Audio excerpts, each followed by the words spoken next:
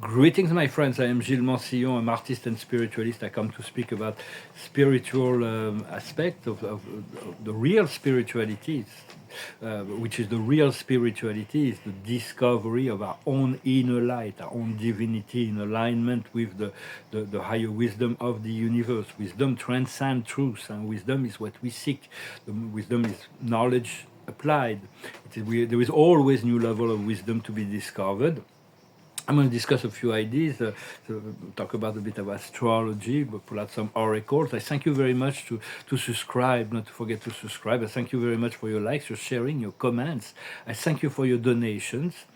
And if you want a private session or discuss art, you can send me an email and talk about that. So it's like we just, there was this great big event on a cosmic level. Every 30 years, Saturn goes around the whole chart, and right now it's just left the Pisces to enter into Aries, to leave the water of the Pisces, which was very difficult the last 3 years. It's like for everybody, it's like Saturn going through Pisces, the karma, and now it's moving into the fire of the Aries, a brand new beginning. And so it's very, very powerful to activate through the 2.5 years that when it's going to traverse this constellation. The spiritual warrior, and there is a conjunction of Mercury and Uranus. Uranus is the higher self of Mercury, and so it's the higher mind and the lower minds are coming into fusions. So fast integration of spiritual truth, and there is a new moon on the 26th, 27 that will activate even more this new moon in Gemini, that will activate this warrior energy, but it will continue for the last 3 years to be activated, 2.5 years. And so the Gemini, it's all about action. It's about choices too. It's about making the right choices. And it's going to be a lot of revelation of the practical application of a lot of things we've been working on. And so there is a great reset of reality in relationship to be a match.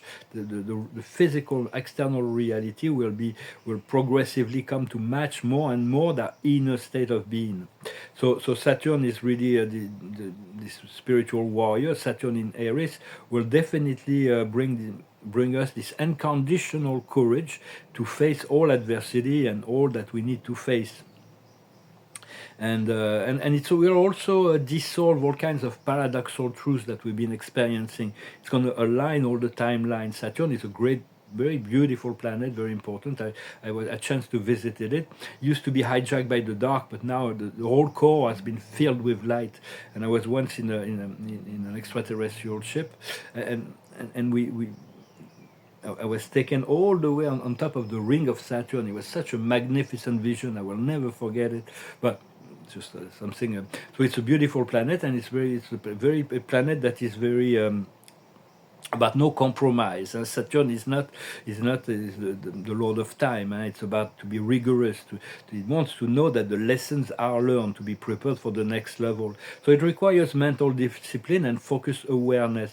And this will upgrade our whole nervous system, all the fire element within ourselves, to reinforce our soul sovereignty rather than the external condition. And so there is a lot more empowerment on the inner level. It's an authentic soul activation, and we're going to be moving to. But for all that is soul activities will be supported. All that is not soul activity will not be supported in the future, in the times that are coming. So Saturn is very connected to the planet Chiron, which is my main planet in the solar system. It's where my soul is connected to. My master guides reside there. And very long ago, I was shown that Saturn was very, very essential. It is a very, very powerful, very beautiful planet. And maybe we'll chance to visit it. So I don't really know much about what's going on inside, but still very curious. I'm learning. I'm going to pull a card for the day. And discuss a little bit the soul, and I talked about the soul in my last video. If you're interested, if you haven't seen it, you can look at it. But I'm going to rebound on some ideas. So it's about being the observer, the divine neutrality. It's about to be neutral on the emotional level, to let go of the judgment, and in order to move into compassion. I'm going to talk about that a little bit also. So when I look at a chance to know a great deal not great deal, but dozens and dozens of my past incarnations on this planet, and we all had a lot of incarnation, and this revealed itself progressively.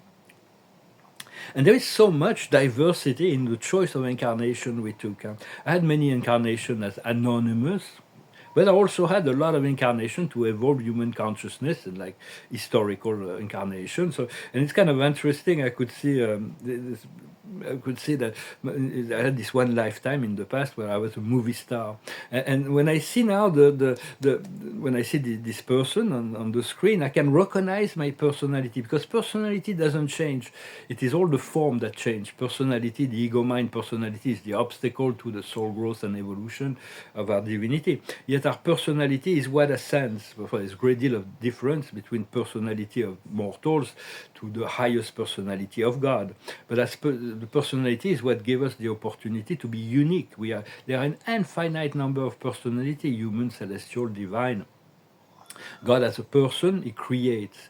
God as a pre-person, He fragments. It creates the I Am presence that is our own divinity. And as a super person, He eventuates. But as a person, we cannot yet right now communicate with super personal beings. It's most an exclusive reality of the eternal Son. So, but personality is really a great mystery. Nobody really knows. It's the hub. It's really what doesn't change. Even when we ascend, when we change incarnation, we still have the same personality. It just doesn't manifest in the same way. But if God wasn't a person, we could not communicate. We can only communicate with those who have given personality. And so it's quite interesting to see how our soul personality and divine personality, our personality, will evolve through the evolution of consciousness. For once we open the eye of the mind, the eye of the mind reveals many things, like the law and all kinds of things, and it happens more and more and more. But there is this part of the eye that is the eye of wisdom. The eye of wisdom allows us to know our past incarnations and our future development. It is something that is revealed naturally, but it was revealed. I haven't really get to that point yet to know that when you meet somebody that your eye of wisdom is open enough, you can see all of their past life and all the karmic causes of their reincarnations. So it's like I can't really see when I meet someone, I cannot see all their past life and all their future life. But consciousness is unlimited, and at some point we're going to be able to see ever so much more. And for personally, it's like on the soul level, we all have this. When we were born, we were imprinted with celestial energies, and I had my moon in Scorpio. So it's like all my spirituality goes through my relationship with women energetically. So it's very, very difficult, because right now I was confronted with soul dynamic and relationship that ask me to drop all idea of sentimentality or illusions of romantic love. So it's been very, very challenging process, but we'll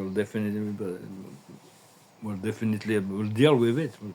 We're adapting every moment. Maybe it'll change. But life, it keeps on changing, and there is a lot of dynamic on the soul level. For there is always new soul connections that are being formed, and then we're being informed of.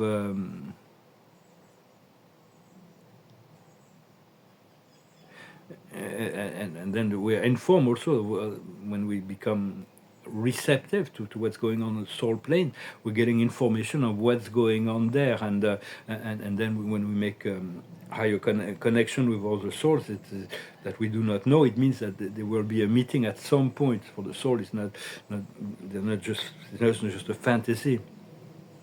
Everybody's got a soul. I wanted to say that the earth has a soul. It's called Gaia. The sun has a soul. It's called soul. And there is solar logos, because the soul is very vast. There are trillions of beings that lives in the sun, and this is a really, really big world. We'll discover that on the 6th and 7th dimension. When we reach those planes, we'll be able to access those dimensions. I was once in the sun. It was quite a mind-blowing experience, honestly. I remember I was in Florida in 1993. I remember But well, I was with those two people, and we were like going to Venus on an interdimensional journey. And rather than taking care of the relationship, because there was something to work on Venus with those people, I chose to go to Mercury. And then as soon as I stepped to Mercury, I was pulled into the sun. And then from within the sun, I discovered new colors. It was like what I saw is the planet Earth from within the sun. But she was so vibrant, she was so much alive, she was so beautiful, and there was so much love coming from the sun for the Earth. It was just so amazing. It was an incredible vision. So I discovered it was the first time I was consciously aware of that sixth dimension.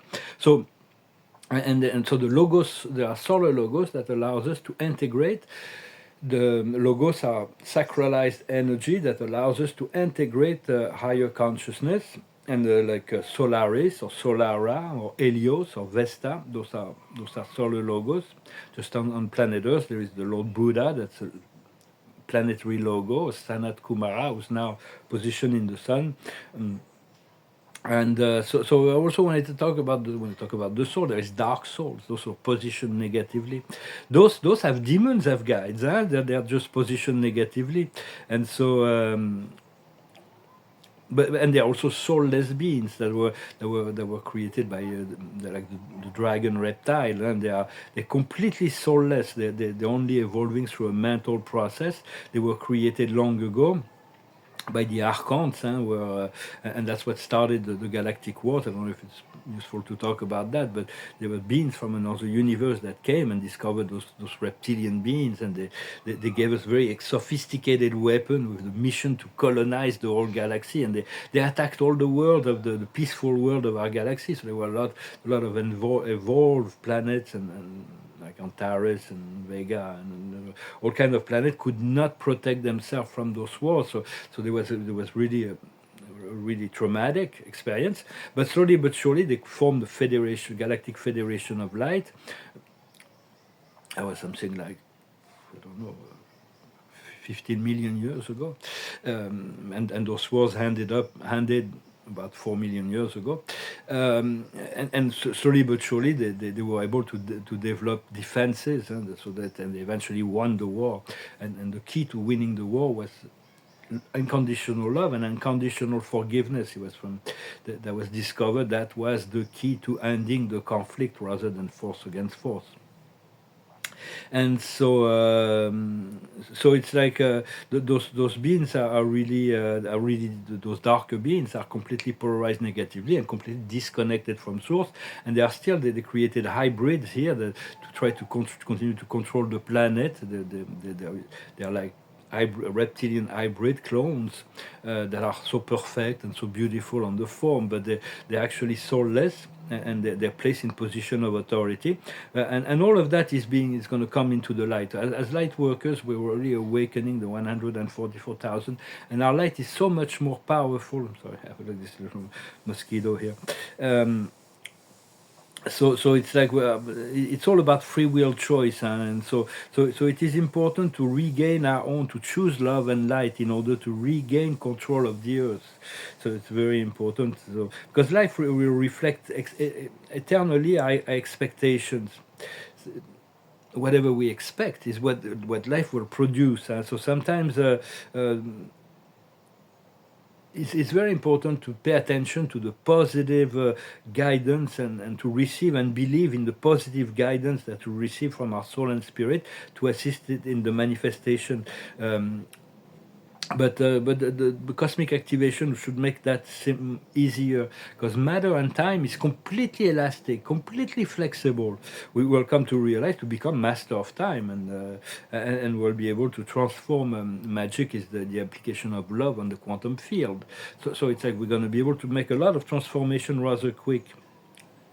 We're here to break the chain and shift into light and love, because we've accepted to carry and transmute a lot more than our own share, a lot more than that we were responsible for, just to assist on the collective level.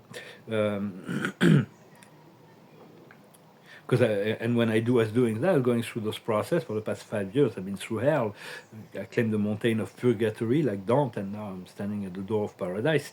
But it's like sometimes I fell into despair, complete despair, like through the tower. It's like, but spirit was always there to bring me back to the light, because it was just a process that I had to go through in order to transmute collective energies through my own inner self. So it was quite heavy, but it brings us to more empowerment. It's like we don't always understand the initiation and the test that we are experiencing when they're not like happy until later, because it really serves our evolution. Our soul and spirit we have so many guides that assist us, but everything is supervised by I am presence, and we have to trust in the wisdom of our divinity that loves us and wants to assist us in whatever process our soul has decided. So it's about so I'm very a lot of gratitude to God and the spirit realms to always be there for me when I was passing through all those hardship and hard times. So there is a solar flash that will be coming, but it is a cumulative energy of all the consequences of all our inner alignment, rather than a collective cosmic imposition. It will happen when there is enough collective enlightenment on the planet who are ready to be elevated, will be worthy of being elevated, will have done enough work. So, and at which point we will be able to submit to our inner government, the Christ within. And it's okay to ask a spirit or to ask other human beings for assistance when we need friends on the path. All the light workers, all who serve life and God, we're here to help each other. And the more we get into this collective and this collective reality of co-creating, of collaborating, the more we'll come to realize that God is a collective experience, a collective presence. It's never, of course, we have our own individual minister, but it's only one I am presence, and we can also draw in energy from the stars. Like there's so many councils or the celestial, but or the Arcturian, Pleiadian, Andromeda alliances, or the Lyrian, Vegan, Syrian alliances. There is so many beings, countless beings that are really willing to assist, and will be able to reconnect with them, as we've had incarnations in all those many planes before. So we have friends and family there. They're just, as soon as we're ready to reconnect, they will make the contact, but we still want to produce the intention, and to know that we are ready to connect from heart to heart on an equal basis, and continue to practice meditation. Meditation is a sacred art and a sacred science. It's about moving in a receptive mode and making our mind silent, and to realize that there is no need for any human go between us and source. All the separation are dissolving, even between our higher self and our lower self. But there is a constant reflection of spirit within the world, law of cause and effect, but within our mind as well. When you move into the subtle realm, within your mind achieves certain reality of the subtle realm. Personally, I'm always being reflected really now. It's like it's constant, it doesn't stop. And so I realize that it's like this reflection is very subtle. It's not always clear, because it shifts with every thought, every desire, every intention, and so. It's adapting to all the flows of all our thoughts, all our positioning, all our intention. It's always moving to reflect us, huh? So and our emotion. But we're all being prepared, and this preparation phase is almost over. What are we being prepared for? It depends on who we are, what we seek. We are prepared for the next level of our path. For the gateway to ascension is our consciousness. Our consciousness is the gateway to ascension. We seek to become the light rather than seeking the light. We're getting to the point where when we seek in the fourth dimension, we become in the fifth dimension and above. And understanding all is secondary in relationship to the discovery of our divine nature, the revelation of our immortal soul. That is the primary thing that we need to realize. There is no other revelation that trumps that. And when we get there is no more dark, there is no more light. There is still the pure and the impure, but everything is perceived as complementary aspect within a great continuum of creation that are tools of creation. We let go of conflict and judgment and move into compassion for ourselves and for everybody we meet.